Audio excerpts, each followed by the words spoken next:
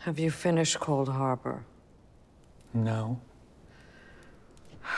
And she's still alive. The season 2 finale is one of my favorite things we've ever done on the show. There are tons of really explosive elements, and that's where it gets really fun. The finale is stuffed. It's like a marching band. Mark having a scene with himself, a fight in the hallway, a murder in an elevator, and then the final choice in the hallway. It was so much fun to shoot, but it was a lot. The finale is kind of its own movie. We tried to really push the bounds in terms of the tone of the action. It just gets shot out of a cannon, it just doesn't stop. It's just one big event after another. You'll kill them all! There's somebody else who wants to talk to you, actually. So 210 starts in the birthing cabin.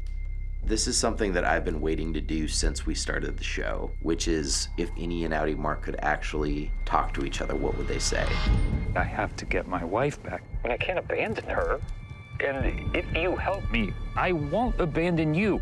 Innie Mark has been going through this whole journey of being able to claim his own sense of importance. And so when Outie Mark comes to him and basically says, I need something, that's not something that Innie Mark responds to well. You know what I think? I think the second you get your wife back, you forget I ever existed. These are high-stakes, emotionally charged situations that Adam has had to portray with Mark in terms of what his Innie and his Outie are dealing with. And from the beginning, he made such a clear choice on how his Innie was different than his Outie, and I think that he's just an incredibly gifted actor. You know, it's a very emotional arc, I think, for Adam this year. And now, choreography and merriment! The marching band was really crazy. We had talked about a couple of different Lumon-sanctioned celebrations that might happen after Mark finishes the Cold Harbor file. Of course, in season 1, there was the waffle party, and we didn't want to do something that was really in the same vein as that. Like, we wanted something that was really different. And at some point, somebody said, well, what about a marching band? And once that had been said, it was like, yeah, that's it. That's what it's going to be.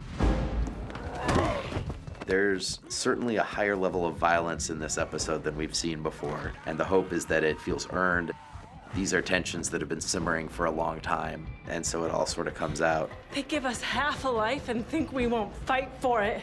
We talk about the Macrodat uprising in the first episode, but this really is the beginning of that. And we don't know what's going to happen with Milchick, who's facing off with this marching band. Fuck you, Mr. Milchick. I gave them a band.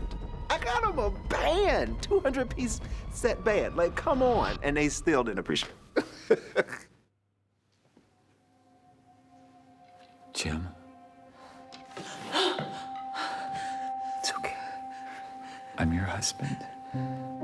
One of my favorite elements of the finale is that you get 4 different dynamics between Mark and Gemma in a row. In the cradle room, he's seeing his wife for the first time in 2 years.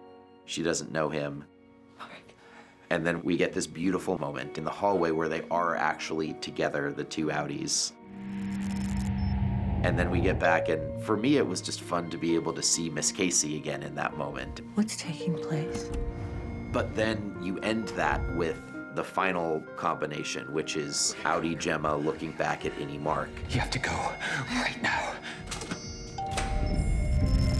From the very beginning, the idea of the season was to get to this moment where Mark had to make a choice between Gemma and Helly. Who is he going to have an allegiance to, his Innie or his responsibility to his Outie? Mark, we gotta go home! It isn't until that moment that he pushes her through the door and is looking at her and realizing he has no feelings for this person. And then Helly calls his name. Mark! And then it's like, oh my God, if we just stay here, maybe we can be together another 10 minutes? Who knows? I don't think they're thinking more than 10 seconds into the future, but it was going into the unknown and never existing again, or going with Helly. And then they hold hands and start running off into the sunset, but you know, the sunset is a white hallway with these red and white emergency lights and klaxons going off, and The end is really like what happens next.